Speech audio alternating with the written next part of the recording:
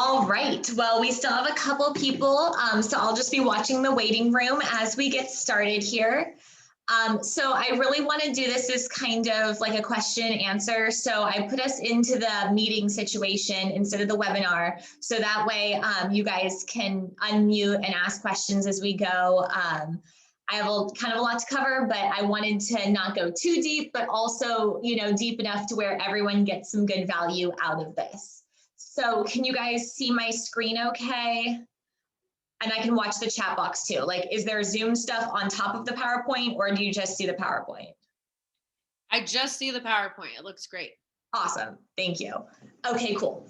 All right. Well, let's go ahead and get started here. So today we are going to talk about real estate investing and why your first purchase is the most important. And I am extremely passionate about this because I talk to a lot of people who buy their first house, live in it, and then they kind of want to go backwards and say, hey, like I want to do some, investing now. And, they run into some issues where they don't want to move into an investment property. Whereas if they would have started, gathering investments, they could have used more owner occupied loans. So that's what we're going to kind of start with, is talking about the owner occupied loan situation. And I can provide my slide deck to you or a recording if you guys just want to follow along. And then if you want some stuff later, just reach out. So, okay, we're going to start with our first topic here, and it's why owner-occupied loans are great for investors. So, the biggest real estate myth I hear all the time is that you have to do a down payment of 20%. So a lot of people think that you have to save up until you have 20% to put as your down payment, but that's just not true.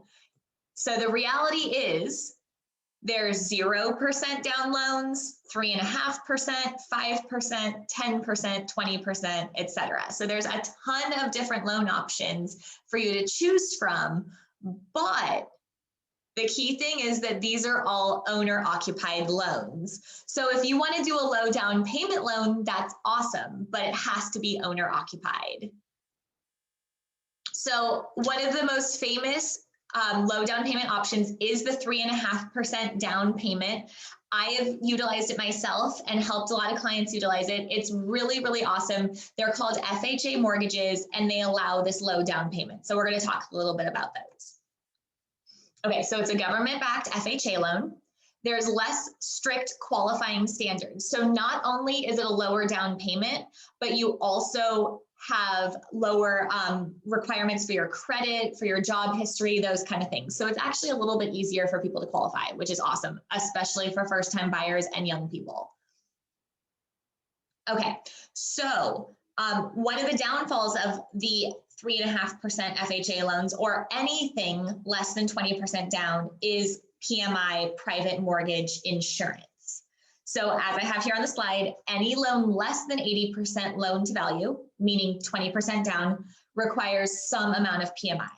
Okay, PMI is just a straight fee. So you don't get any of this back. And it is tax deductible until 2020. It's on the table that they may remove it being tax deductible after 2020. So that's kind of an update we're all kind of looking for. But for now, it's just important that you guys are aware that if you put less than 20% down, your monthly payment goes up because of this fee. So we're going to show some actual numbers. I just wanted to start with a little bit of an introduction into home buying, because at the end of the day, a lot of you guys are first-time home buyers or close to it.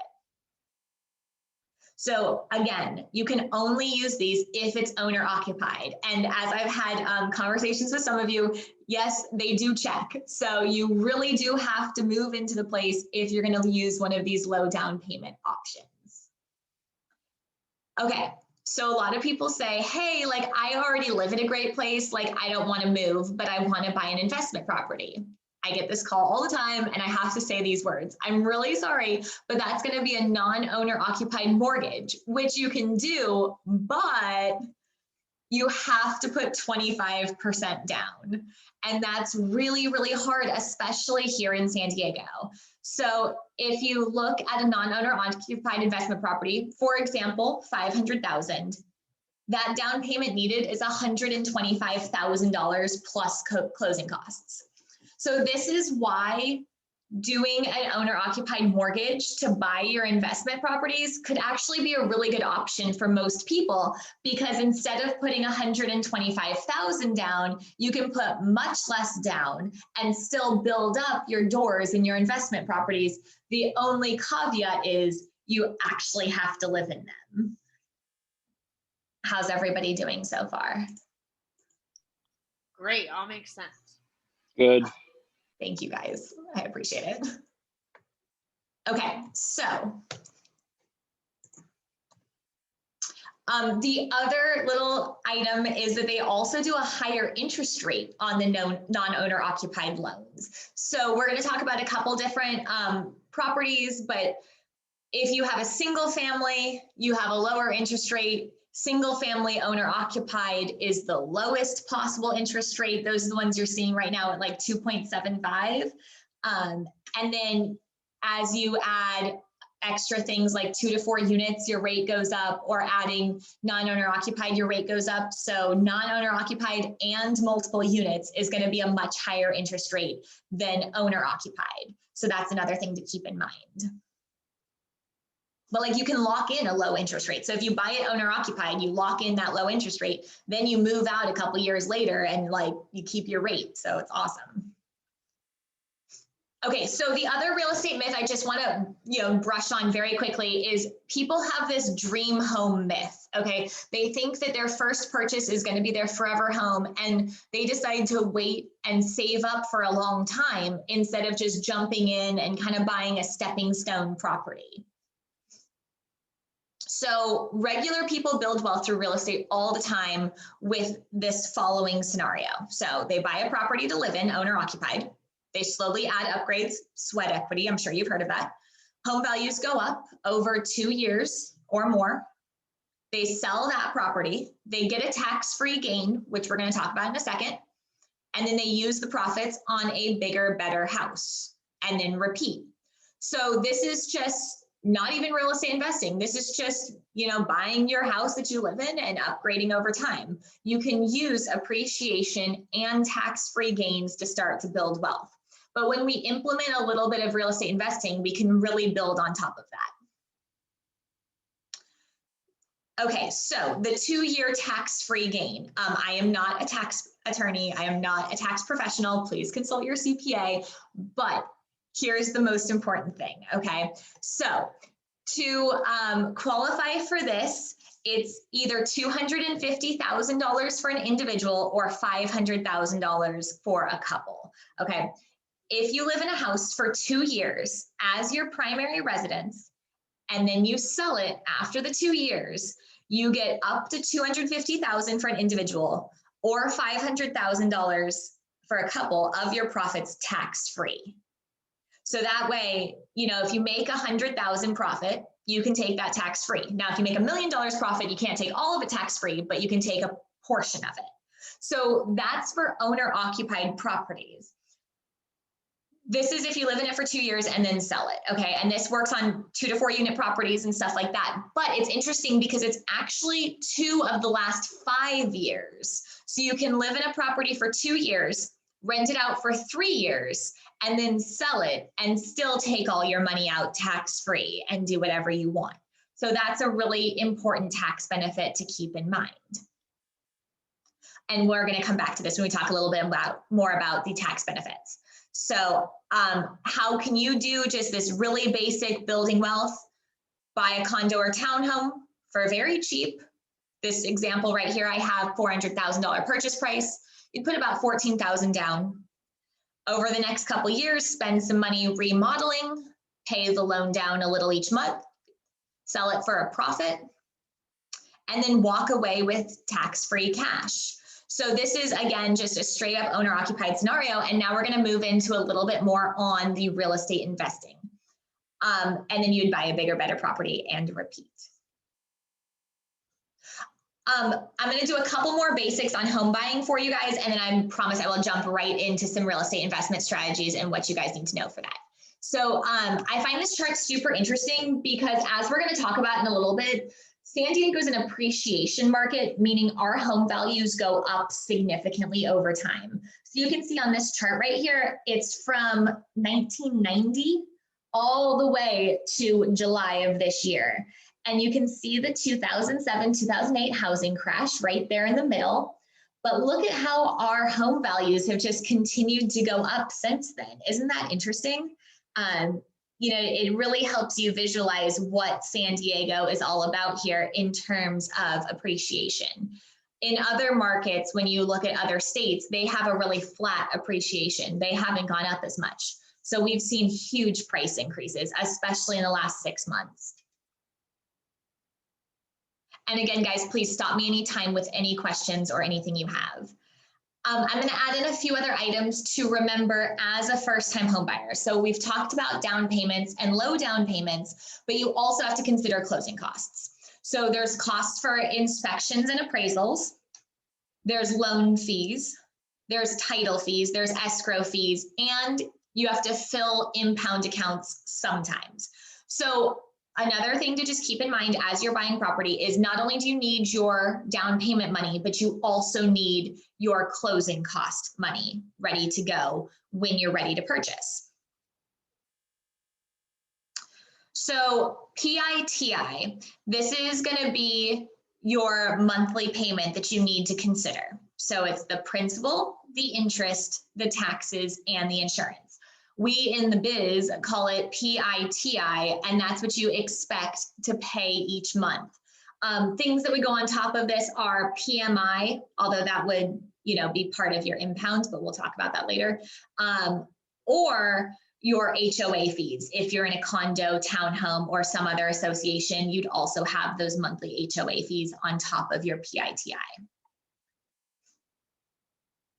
So, some people choose to do impound accounts when they buy properties, and I always recommend them for my investors, especially if you have enough cash to fill the impound account on your closing costs, because you have a lot to keep track of as a real estate investor, especially if you start to have multiple properties. So by having an impound account, you basically pay your regular principal and interest, and then 1/12 of your annual property taxes and homeowners insurance each month. So you pay a little bit each month instead of paying a lump sum on the due date.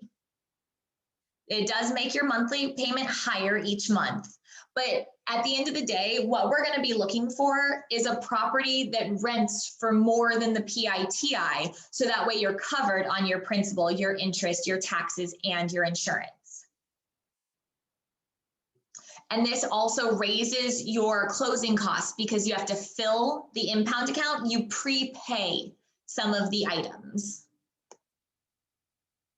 If you're going to do an FHA loan, they require impound accounts. So yes, it's 3.5% down, but you also have to be prepared for that additional closing cost amount. Okay, so 3.5%, as you can see, is a great benefit because it saves you cash. And as a real estate investor, you know, the more cash you have, the more properties you can buy. It's really about leverage at the end of the day, using your limited cash, because that's what limits most of us is how much cash we have to spend. So you want to use your limited cash to buy as many doors as possible and get the best cash flow. So 3.5% is a great way to leverage, and it works on the FHA approved condos, FHA approved townhomes, single family homes, and what people don't realize is it also works on my favorite 2 to 4 unit properties. So let's start jumping in a little bit on 2 to 4 units because they are my favorite investment in San Diego. Okay, so these are duplexes, triplexes, and fourplexes. And I didn't really do an introduction, but just so you guys know, I do have, I actually have 3 duplexes now. It's really exciting. So I have 2 sets of duplexes, 4 doors total here in San Diego, and I'm going to tell you guys all about those in a minute. And then I just closed escrow on another duplex in Florida, actually. So I'm very excited about it. We just picked it up on Friday. So I'm up to 6 doors now, which is fun.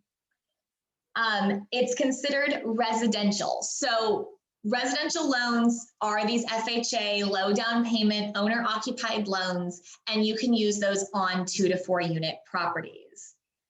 The other great benefit of 2 to 4 unit properties is you can use the rental income to qualify. So if you have multiple units, you would live in one, and then any other units rent, they actually add a portion of it to your monthly income so you can afford more house than you thought. So when you talk to a lender, they might tell you, okay, on a single family, you can afford 500,000, but on a duplex or a triplex or a fourplex with rental income, you can afford more, maybe 7, 8, 900,000. More units, higher allowed loan amount. There are caps on FHA, how high they'll lend. I believe for a fourplex, it's like $1 million. So it is, doable in San Diego to get an FHA 2 to 4 unit. And anything 5 units or more is considered commercial. So commercial loans are much more complicated, usually involve a lot more cash, higher interest rates, stringent qualifying procedures. So for first-time investors or second-time investors, going with a residential is usually better.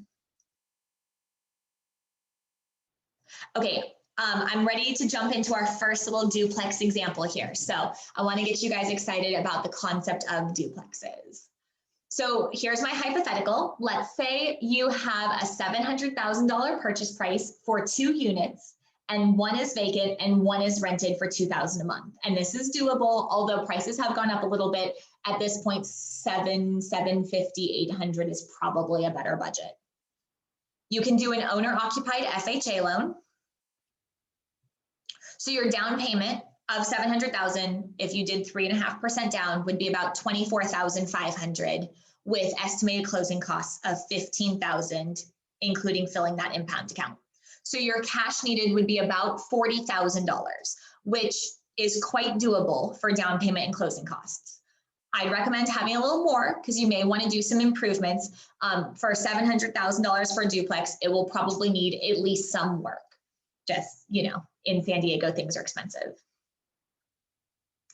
75% of the rental income would be added to your monthly income to help you qualify.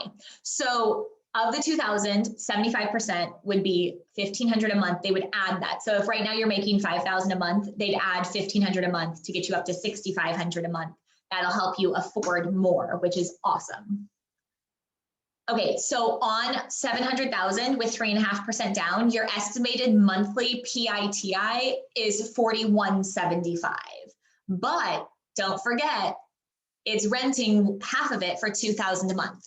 So your share, and you'd have 2 doors, one's an investment, would be $2,175 a month. So that is clearly great value. A lot of people are paying $2,000 a month to live in, an apartment here in San Diego. But we're going to start talking a little bit about house hacking. And you can actually, go a little bit beyond this. So let's say your share was $2,175, but it was a 2-bedroom house. And so you decide to get a roommate paying you $1,000 a month. Now your share is $1,175. So when you start thinking about house hacking, you're really going to add in, do you want to rent out rooms? Do you want to do some Airbnb stuff? When it comes to renting out rooms and Airbnb, the lenders will not use that monthly income to qualify. You need an existing lease. So that's really only for multiple unit properties. But you can always, once you own the place, rent out different rooms. So what do you guys think about this duplex example?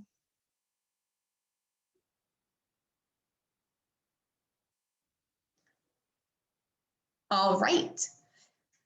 I mean, it's really a great option here. So I'm ready to jump in a little bit more on some of the cash flow, appreciation, tax benefits, and stuff like that for you guys to be aware of. And we're going to keep it real light. Obviously, I can talk about this topic for days, so I'm going to try to keep it light. Oh, my chat box is going. Okay, cool. Yes. And Miles, I see in your chat, it says, sounds like you get a 2-for-1 deal. Absolutely. A good thing to remember is a 2-unit property is not double the cost of a single family house here in San Diego. It's only marginally more money and you're getting 2 doors, which is awesome. Okay, so here's some cash flow appreciation and tax benefits just to be aware of. And again, we'll keep it light. And again, I am not a tax professional. So my favorite metric is cash flow. General definition right there, income minus expenses. So if your mortgage is, $3,000 a month and you're renting for $3,500 a month plus a water bill for like $100 a month, now you're making $400 a month in cash flow. So second bullet point right here, it's the amount of profit you bring in each month after collecting all income, paying your operating expenses. And a lot of people include setting aside cash reserves for future repairs. When it comes to your situation, San Diego is not a huge cash flow market. So I always remind my clients, hey, you do want cash reserves. A lot of them don't set a specific amount aside. Sometimes they set all of it aside. So people will open checking accounts for their properties and put all the rent checks into that checking account and then pay the mortgage out of that account.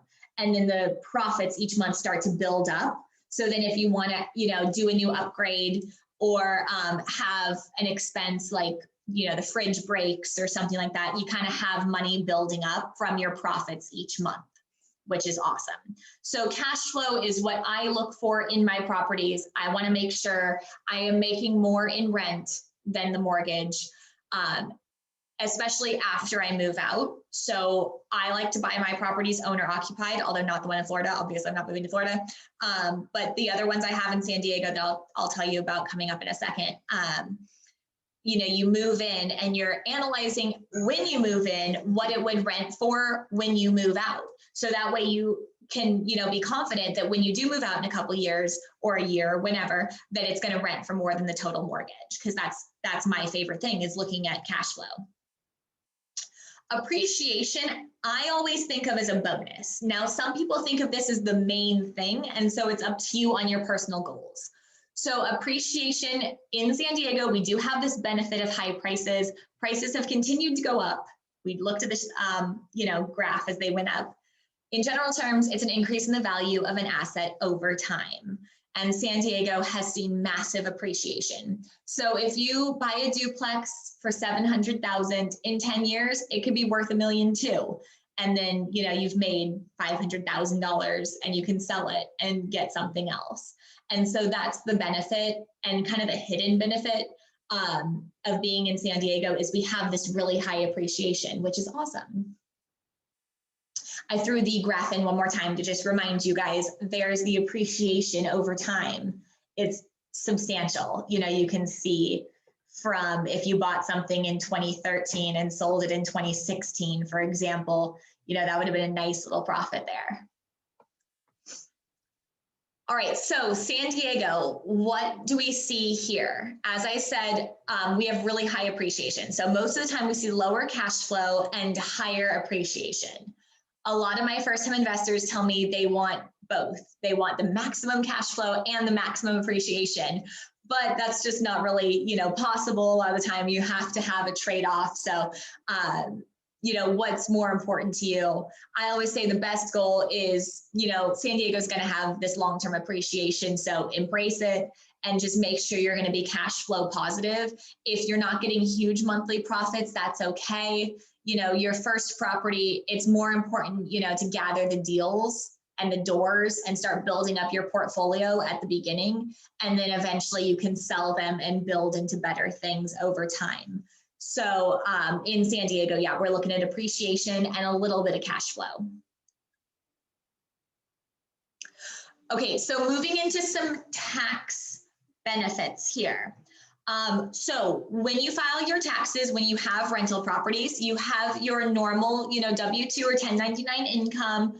If you're 1099, you have your write-offs. If you're W-2, you might take the standard deduction. But when you add in a rental property, you're going to add in a Schedule E.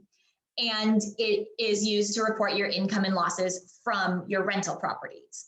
So looking on the screen here, you can see the expenses that we're looking at. Obviously, the revenue is your monthly rent, okay, all in. Then you have some expenses, cleaning and maintenance. For example, I have a gardener that comes once a month to one of my properties. That's all a write-off, that's an expense.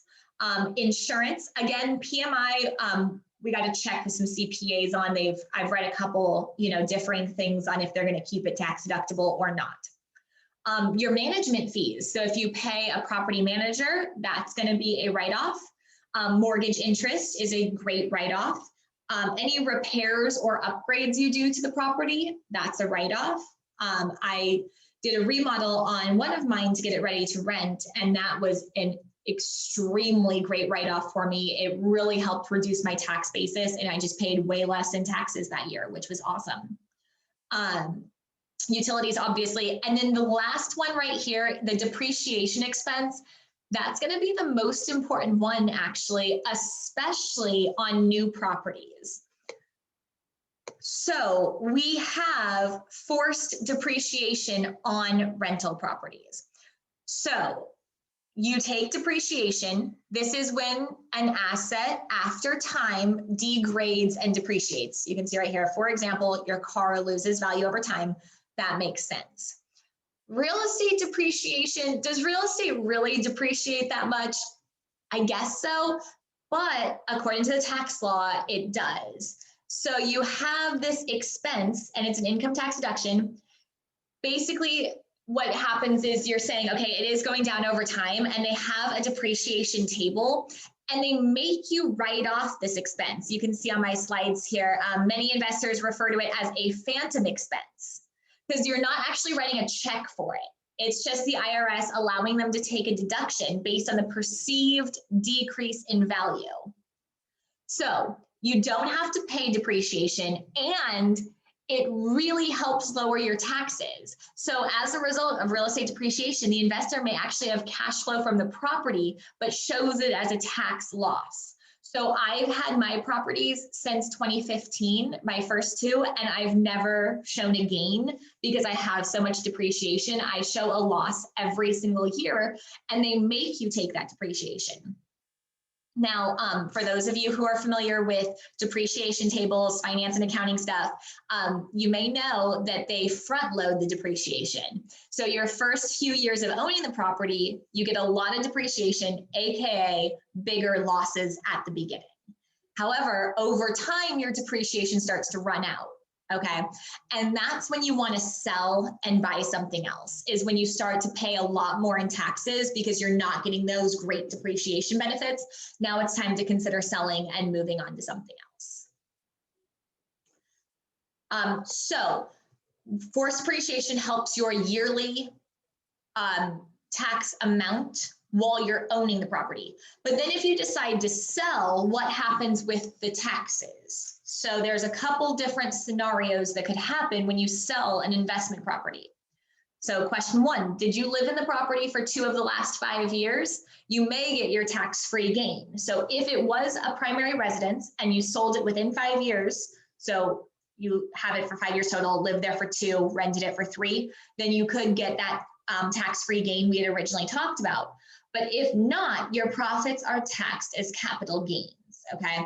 However, what the investors do is they do what's called a 1031 tax deferred exchange. So we're going to talk about those next, and that's going to be how you, when your depreciation runs out, you start paying a lot in taxes. You're going to sell your current property and buy a bigger and better property with the profits and pay no taxes on the profits at all. So a 1031 exchange, it's a swap for properties. It's called a like-kind exchange, and there's no limit on how many times you can do this. There are rules. So you can see the 4 rules on the side here. It has to be like-kind, so it has to be a similar asset. You have to identify it within 45 days and purchase it within 180 days of closing the sold property. So when you sell property A, you have to find property B in 45 days and then purchase it within 180 days. It also has to be of equal or greater value. So a lot of times you see people buy a duplex and then they sell it and buy a fourplex and then sell that and buy an eightplex and start building up indoors, each time rolling the profits through and not paying any taxes on those profits. And what you're going to want to do is use a third-party exchange facilitator. So you pay them like $750 and they organize everything for you and make sure that everything gets moved properly so you don't accidentally end up paying taxes on your gain. So, okay, so those 1031 exchanges, that's how people really start to build wealth. So we did a little bit on appreciation, on cash flow, on your tax benefits while you own it, on your tax benefits when you sell it. And that's kind of the basics. Again, we could go through this for hours, but I can pause if anyone has a question so far.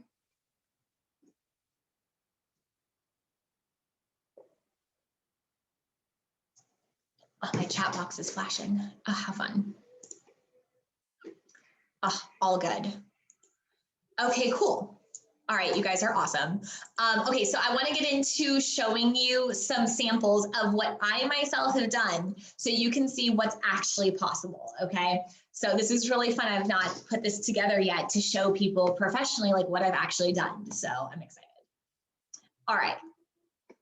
How I house hacked San Diego. So just to give the definition of house hacking, it comes from the Bigger Pockets podcast, which is awesome. If you want to start learning a lot more about this deep diving, they're a great resource. They have a lot of books, Bigger Pockets, and their podcast. So they talk about house hacking where you buy a property and rent out a portion of it to lower your personal monthly payment. So that way you're hopefully paying less than rent and for sure less than the total mortgage. And so that's exactly what I did. I didn't know it was called house hacking at the time, but they've, named it since. So, oh my God, this is so exciting. Here is my first purchase I made in October of 2015. So, in full transparency, I've been a real estate agent for a while. And so I was a real estate agent at the time and still am, obviously. And my boyfriend and I worked together on these. So we had 2 incomes, 2 savings accounts, and we really, worked hard to put this together. So here it is from October of 2015. As a note, you'll notice that the houses I buy are usually ugly, and it is what it is because I try to find value. This one was sitting on the MLS, for quite a while. You can see there's some cracking in the stucco right there, and not cute, not a cute house, but that's okay because if it makes you money, who cares what it looks like? Okay, so to jump in on what we did, this first house right here was purchased for $665,000 in 2015. We did a 3.5% down payment. So the down payment itself came out to $23,275, 3.5% of the purchase price. And our closing costs were about $10,000. So the cash needed to buy the property was $33,275, which is awesome. I did a 3.25%, it's an adjustable rate mortgage. For those of you who know me, I am by nature a risk taker and I like to roll the dice. So an adjustable rate mortgage for this one meant we keep our rate for 5 years. And after 5 years, it can go up by 1% a year. The reason I did this was 3.25 in 2015 was an extremely low rate. And I knew I was going to refi it. So I didn't need that rate for more than 5 years. So I kind of rolled the dice and said, I think rates are going to stay low. And I know I'm going to refi. So I'm going to just get this adjustable rate mortgage and then refi out of it in a couple of years. So that was my little extra risk I threw in there. So you can see, here's my monthly payment numbers. So the principal and interest was $2,841. Property taxes and insurance, $757. And then the PMI was over $500 a month. So I told you guys at the beginning, when you're doing a low down payment, you do have, let's go. Oh, I'll jump back to you, Cassie, in a second. So the PMI is going to be, you know, that extra fee on top of your monthly payment because you have less than 20% down.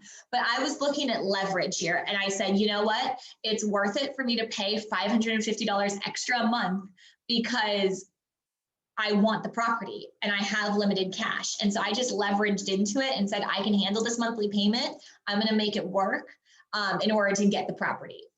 So Cassidy was asking, why would the interest rate go up on an adjustable rate mortgage? Basically, if all interest rates go up and your rate is now adjustable, the mortgage company would raise it over time. So most people know 30-year fixed mortgages, which means you keep the same interest rate for 30 years.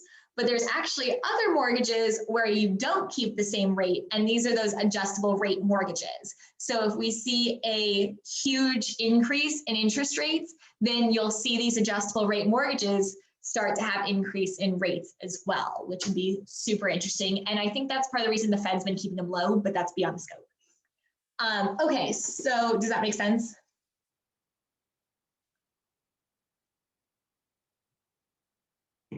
Awesome.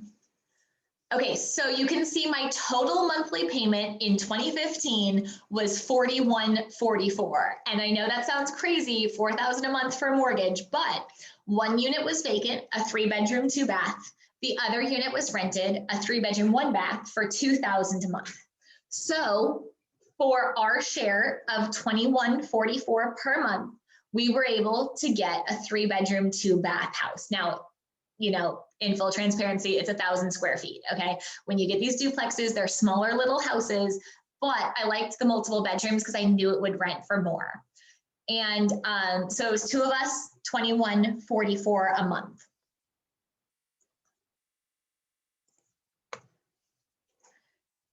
Okay, so we immediately jumped into a remodel, and here's some of the stuff we did. So we removed the popcorn ceilings. We removed a wall. We did new paint, new flooring, all new kitchen, quartz countertops, an island, backsplash, all of that stuff. Yard landscaping, new master bathroom, the whole siding exterior, new can lights, new ceiling fans, new closet doors. So it cost us about $50,000 in cash. But at the end of the day, when we moved in, it was a brand new house, which was awesome. I'm gonna switch my share screen really quick and give you guys a little sample, if I can.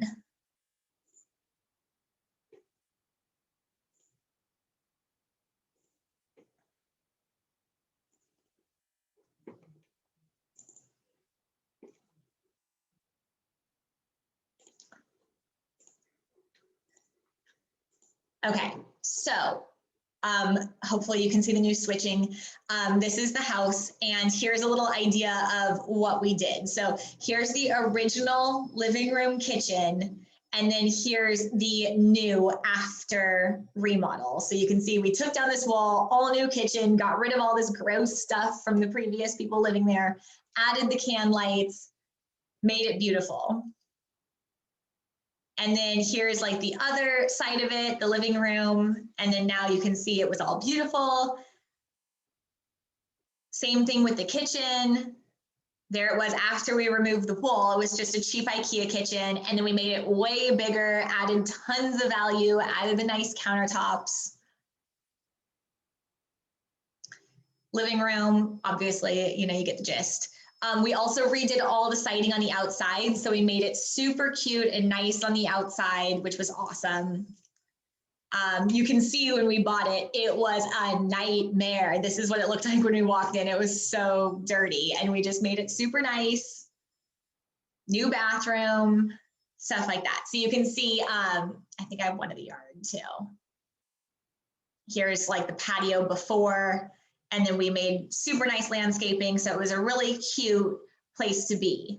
So that's what we did on the first one for our remodel. Again, it cost us about $50,000. Things were cheaper then because obviously this was 5 years ago. Prices on construction has gone up a lot. So I can't guarantee you can do the same amount of work for the same amount of money. But if you're going to do some stuff yourself and really put in the sweat equity, it's all doable. Okay, Then we decided to do our refinance in July of 2017. So this was my plan all along in my house hacking game plan was I'm going to buy a property for a low down payment. I'm going to pay a high monthly mortgage at the beginning, and I'm going to spend cash to make it nicer.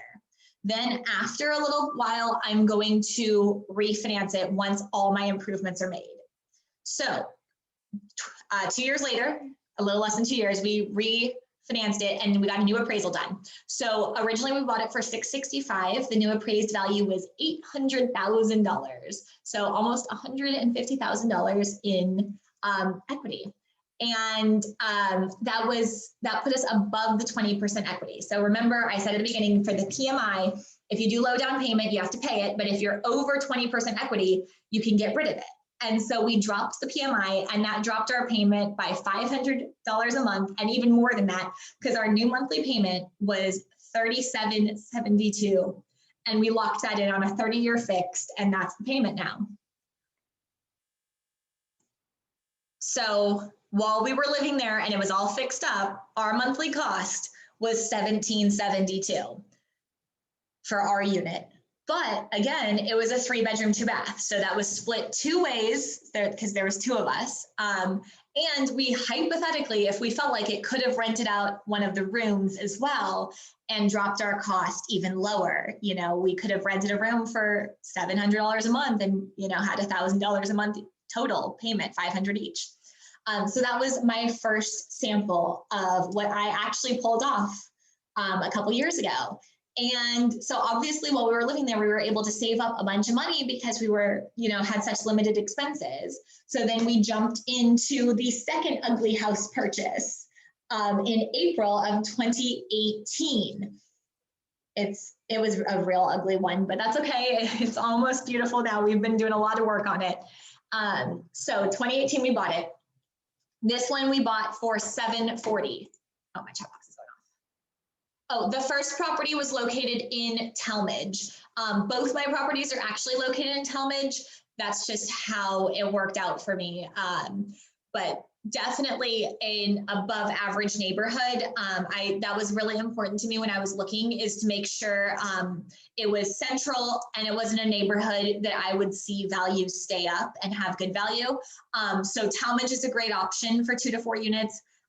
Also North Park, Normal Heights, University Heights, Hillcrest has some, but they get expensive. And Claremont and PB have a lot as well. Depending on your budget, you know, you can look at a lot of different neighborhoods. But Metro and then Claremont, Bayho, PB is where you see the 2 to 4 units in San Diego. Okay, so that second one we bought for $740, and that was in 2018. So $740,000. Things have gone up since, but you know, it's still in the realm of affordability. On this one, I don't know why, but we decided to do a 5% down payment. We just decided that's what we wanted. We kind of got a better rate, and we went with 5% down, $37,000, and about $13,000 in closing costs on this one. So $50,000 cash to buy the property. Our interest rate was 4.5%, but it was not an ARM, so that was a typo. I apologize. It was just a 4.5% straight up 30-year fixed. Interest rates were a little high then. We had, you know, the debt of the other property, and we definitely paid for it on the interest rate. But again, I knew we were going to refi, and so I said, it's fine. I'm going to do what it takes to get myself into the property. So we did it. Our principal and interest was about $36.24. Property taxes and insurance, $869. And again, we had that killer PMI of $570 a month. But we just went with it because we wanted the property. Total monthly payment at the beginning, $5,000 a month. Oh, that one was brutal, I remember. One unit was vacant, 3-bedroom, 2-bath. The other unit was rented for $2,000 a month, another 3-bedroom, 1-bath. So great news, we were only paying $3,000 a month total, $1,500 each, and that was awesome. Now, again, full transparency, this one we ran into some issues and we did have some vacancies. So we ended up with about 6 months where we were paying $5,000 a month. And that was really rough. But we knew that we could, if we had to, pay the $5,000 a month based on our incomes. So this one was definitely a little more risky.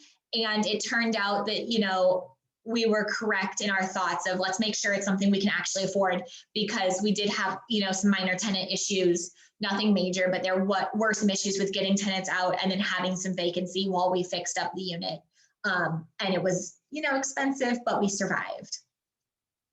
And our other property, we had gotten tenants in, so that one's cash flowing and looking great. We'll circle back to that. Okay, so on this one, we did the same sort of remodel. I don't have the pictures on this one, but that's okay. It was ugly. Now it's much less ugly. And we spent a lot more. We spent close to $80,000 on this one. We kind of went overboard. If I could do it over, I'd spend less, but that's okay. You know, hindsight's 2020. We just did our refinance in March 2020, and the new appraised value was $900,000. So we bought it for $740, put in $80,000. You know, prices went up over time, new appraised value, $900,000. That put us into 20% equity and allowed us to drop the PMI, new monthly payment, and went down $1,000. So $4,090 a month. So this is a picture of the house. We are here now. And what we ended up with is a monthly cost of $1,890 a month. We dropped our payment to $4,000 a month, $4,090, and then we actually got new tenants in paying $2,200 a month, so that helped us a little bit more. So we are paying total $1,890 for our share of a 3-bedroom, 2-bath house in a nice neighborhood, which is awesome. So that's my story on what I was able to do. And I mean, if I can do it, you guys can do it too. It's definitely reproducible. And again, I did it without renting out any rooms in my house. But if you're the kind of person that's, you know, wanting to make more money or spend less money, you know, or even try to get it where you're not paying for your housing at all, you can definitely rent out rooms as well and, you know, bring in more monthly money. So I have one more little topic to share with you guys, and these are some actionable steps for buying your first investment property. So if this sounds great to you, here's some things to get you started. So number one, you need to really think about like, what do you want? Like, what are your goals? Okay. As I said, I am by nature a risk taker. And so I just wanted low down payment, high return, 2 to 4 units, adding doors, and just kind of went for it. Some people want to start with a cheaper single family and rent out rooms. That's great. Some people want to, you know, do the 2 to 4 unit. They love the idea. Other people do the condo townhome, and they'll buy a low cost condo, live in it for 2 years, move out, buy another condo owner occupied, rent the first one. And so they build up their doors a little slower using the condos, moving from place to place and renting out the previous unit. Also, what are your goals? You know, what do you want to accomplish in the next 5 years?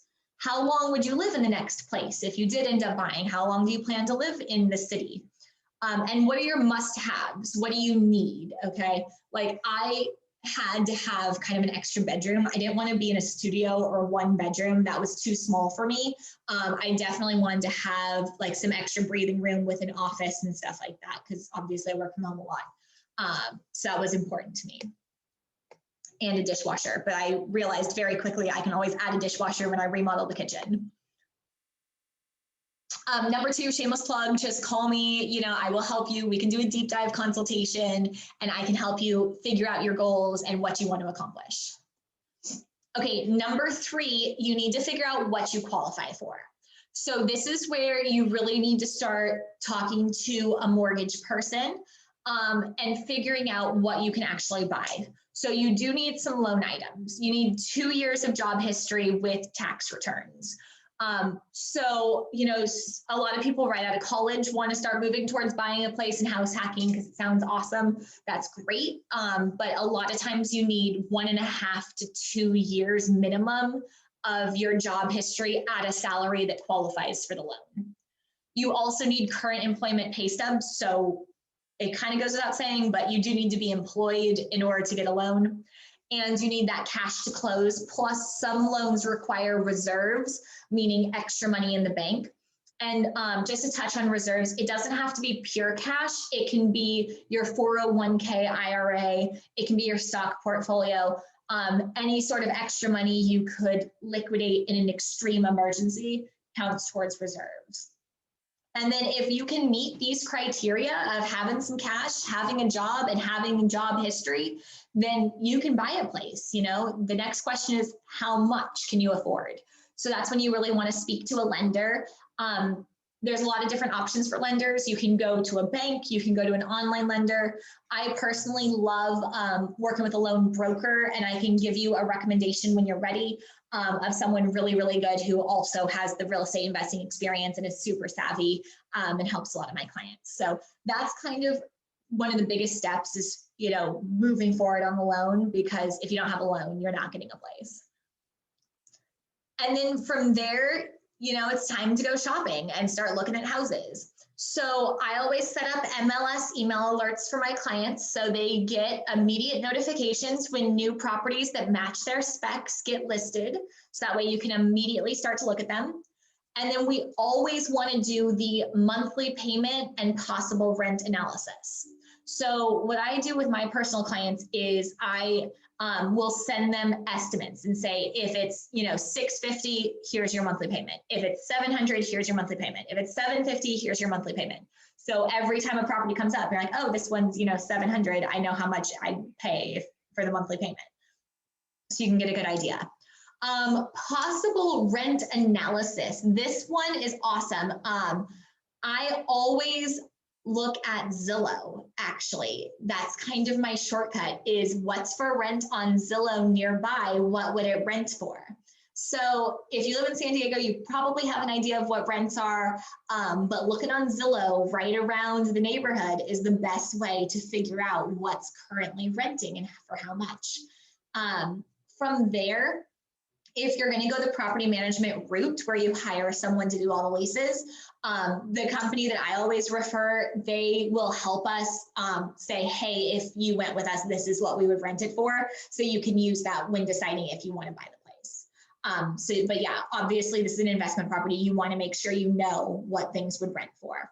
And if you're going the house hacking route, a lot of times when we get the MLS alert, it shows, hey, like one's vacant, the other one's paying this amount, or they're both vacant, or they're both leased and they're both paying this amount. And so you can start to see just from the current amount what the rents are as well. The other things you may possibly want to look at if you want to, depending on your personality, is the cap rate and the cash on cash return. So cap rate. This is a commercial real estate thing. And all my finance majors, they love asking, hey, what's the cap rate? I personally don't love the cap rate. I feel like it's, especially when you're house hacking and you're young, is not the indicator you need to look at. If you're buying a 100-unit apartment building and you're comparing a bunch of different possible units and buildings, then yeah, look at the cap rate.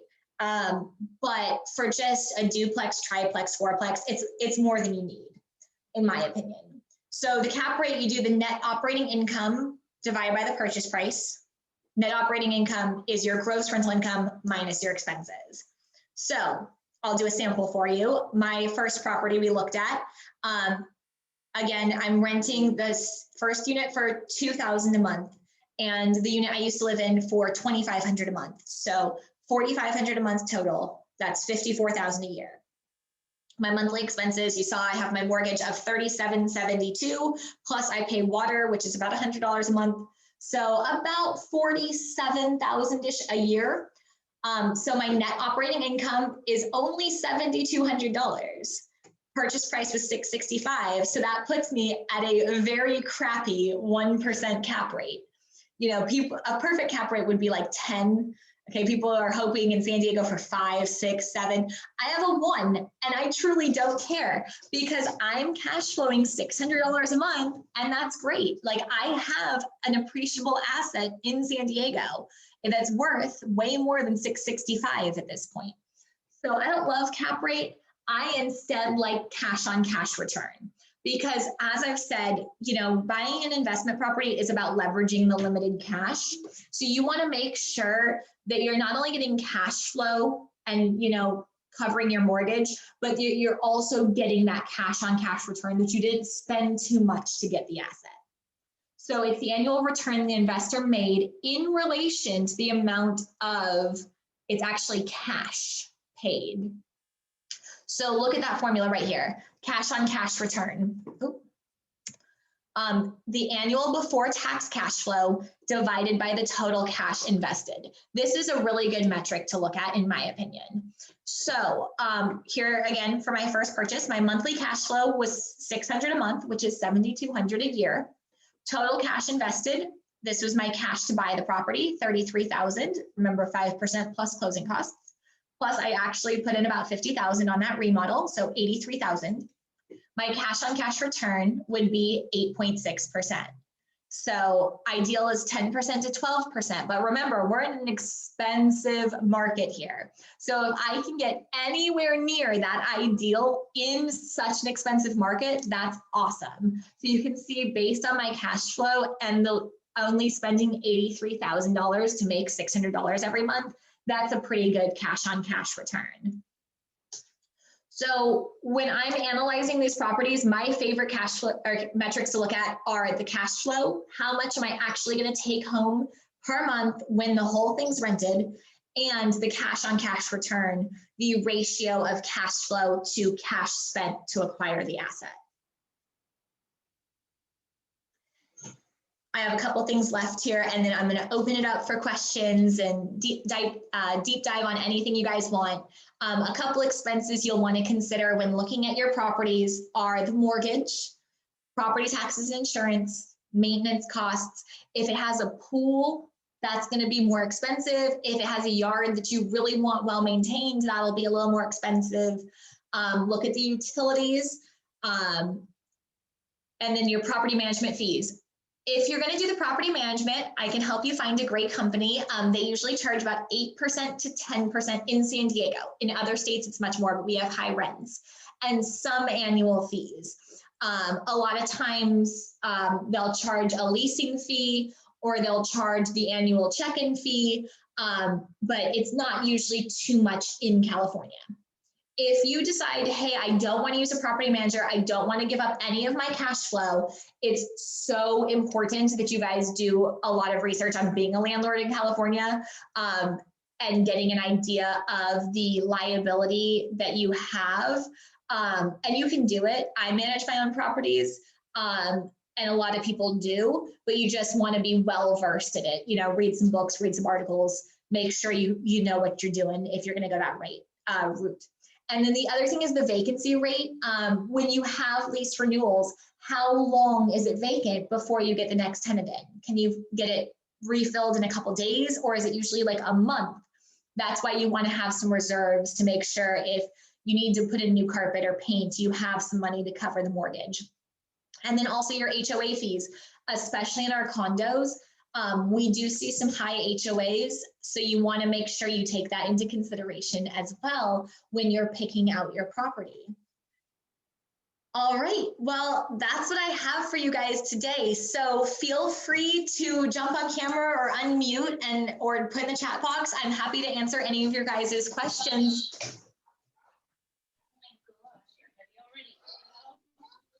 What's up, Sarah? I have a question. Hey, what's up? Hey, are condos a solid investment property choice given the necessary HOA fees involved? Yeah, they absolutely can be. So you're looking for trade-off between what the HOA is and what the purchase price is. After analyzing tons of condos, I've noticed the higher HOAs come with a little bit of a lower purchase price. So there still is value to be found in condos. Downtown, sucks, in my opinion. That's my opinion. They have high HOAs, they have high purchase prices, and rents are going down there a little bit. I much prefer looking at condos that are small condo complexes in like the metro area, North Park, Normal Heights, University Heights, where you have only like 10 to 12 units. So I actually just helped a client buy one here in Talmadge, 367,000 purchase price, 2-bedroom, 2-bath. HOA was only 180 a month. Got it. Thank you. Yeah. So also, awesome presentation. Oh, thank you. I'm glad you enjoyed it. I appreciate that.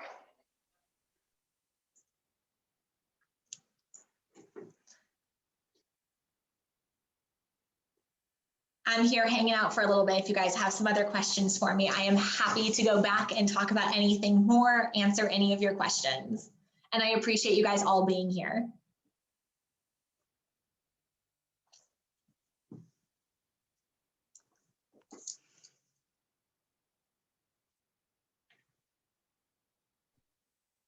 I think I'm good. Thank you, Sarah, though. That was very informative. Thank you, Cassidy. I appreciate that. I'm glad you enjoyed it and learned some things.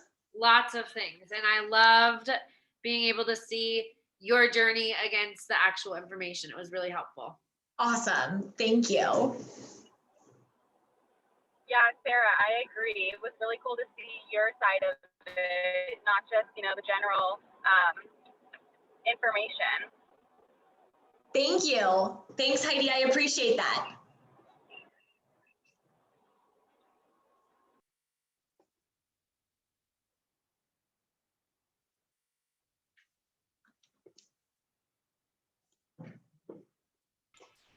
Hey, Sarah. Hey, Karsten, what's up? So how difficult is it for someone investing on a much smaller scale to compete with investors that have just more cash on hand in like maybe like the Pacific Beach location? Awesome question. So I have a couple things on this that I use. Number one, I love ugly properties. Like I said, I always look for things that people don't like and are diamonds in the rough. So that's my first thing, is find something ugly. Also look for things that don't have a lot of pictures on the MLS, because a lot of people try to analyze just from the pictures. So if something gets listed and has no interior pictures, it draws less competition. Number three, look for things that have sat for a long time. So if it's been on the market for 60, 90, 180 days, look at those, see if it's something that people kind of missed that you could find value in. And then the most important one is be prepared to overpay. At the end of the day, if you get the property, it could be worth overpaying by $10,000, $15,000. So don't be afraid to kind of go a little bit high to beat out those investors, because the investors are usually, they have their formula, they have their algorithm, they're only going to go to a certain number amount. And if you're going to surpass that, cash is cash to the sellers and they're going to take more. Awesome. Thank you. Yeah, of course. Hey, Sarah, just adding on to that, if there's a house on the MLS for like 60 plus days, 90 plus days, can you put in an offer for below what they're putting it on the market for? And like, oh yeah, absolutely. Everything's negotiable. If they have it overpriced and it's sitting on the market, then absolutely, let's go in under asking. We really want to suss out, hey, what's going on with this property? Go see it, check it out.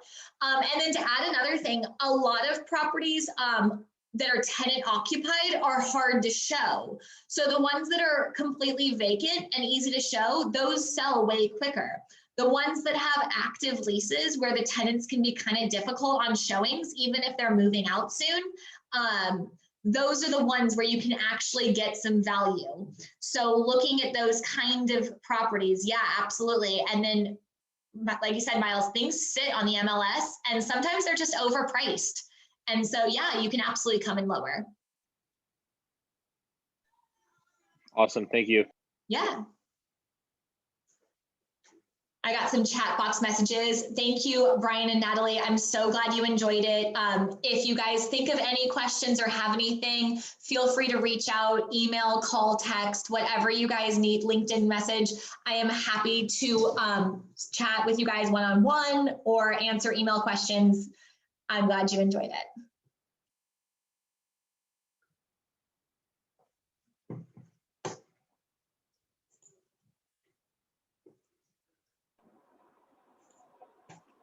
Thank you, Sarah. Thank you. I appreciate it. All right. Well, I will take a final call for questions. If anyone has anything else, I am happy to answer it. And if not, I will see you guys all soon. And again, call, text, or email.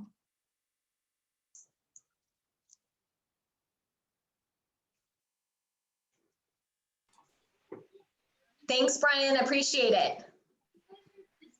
I think that's it. Thank you, Sarah. Talk to you Thank soon. Great to hear from you, Awesome. Sarah. Thank you, guys. I appreciate you guys being here, and I'm glad you learned something and enjoyed it. I'll see you later. Thanks, everyone. I'm going to end our meeting now. All right. Oh, and Bye. happy Thanksgiving, everyone. Happy Thanksgiving.